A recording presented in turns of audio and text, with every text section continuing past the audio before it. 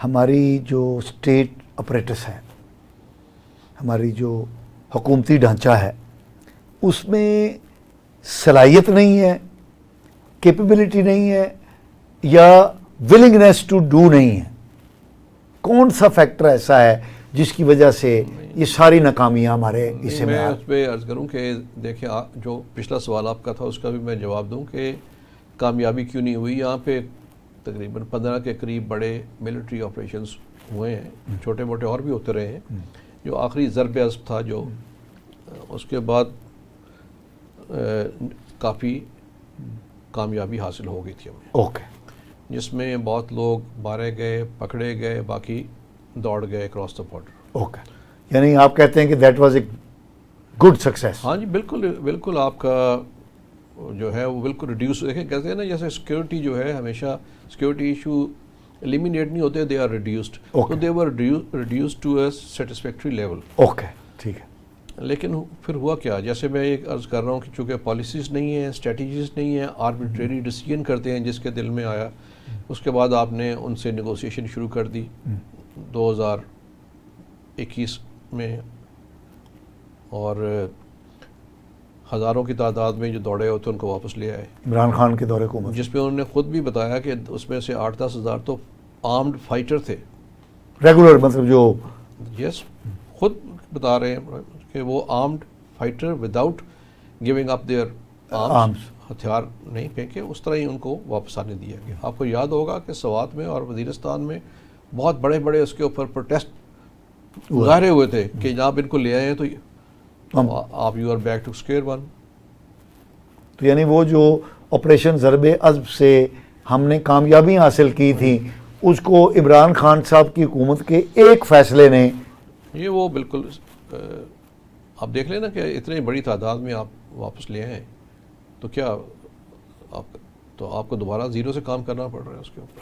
اچھا، اب ہم کیونکہ پروگرام کے اختتام کی طرف بڑھ رہے ہیں، اب جو ایک فکری انتشار پایا جاتا ہے ہر موضوع پہ، اس وقت ہم قومی سطح پر فکری انتشار کا شکار ہیں، اور ہمارے کچھ سیاستدان تو باقاعدہ اس نظام کو مانتے ہی نہیں ہیں. امریکہ نے بھی یہ 2024 کے انتخابات پر ایک بہت بڑا سوال اٹھا دیا ہے، ان کی کانگریس میں جو قرارداد پیش ہوئی ہے.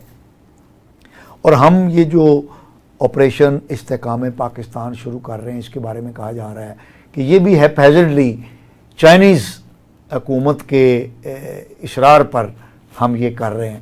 تو آپ سمجھتے ہیں کہ ہم کوئی اپنے معاملات کو سٹیبلائز کر سکیں؟ جی بالکل کر سکیں گے. دیکھیں پہلی بات جو انتشار کی بات ہے وہ پھیلایا جا رہا ہے بیکاز آف آپ کی جو سیاسی مخالفت ہے. اوکے، وہ میں نے پہلے عرض کیا کہ سیاسی مخالفت کی وجہ سے قومی مفادات کو بھی پیچھے ہٹا دیا گیا ہے، اور اس کا جو وہیکل ہے وہ سوشل میڈیا ہے.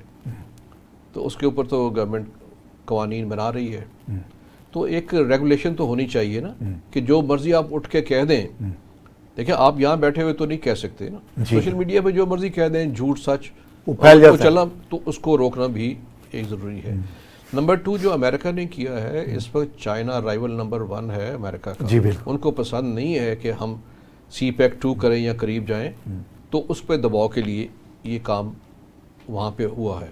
اور تیسرا اگر چائنیز دباؤ بھی ہے تو بالکل ٹھیک ہے. میں خود 2016 میں ایک میٹنگ میں پریزیڈنٹ شی موجود تھے، تو انہوں نے اس پہ کنسرن کا اظہار کیا سیکیورٹی پہ، یعنی بڑی سٹل طریقے سے، لیکن محسوس کر سکتے تھے کہ اس پہ وہ اظہار کر رہے ہیں. آپ نے دیکھا اس کے بعد واقعات ہوئے ہیں، جنرلی بھی ٹیررزم ہو رہا تھا، اس میں ہٹ ہو رہے تھے، لیکن ان کو ٹارگٹ بھی کیا گیا چائنیز کو. داسو میں 9 ان کے انجینئر مارے گئے. جی بالکل.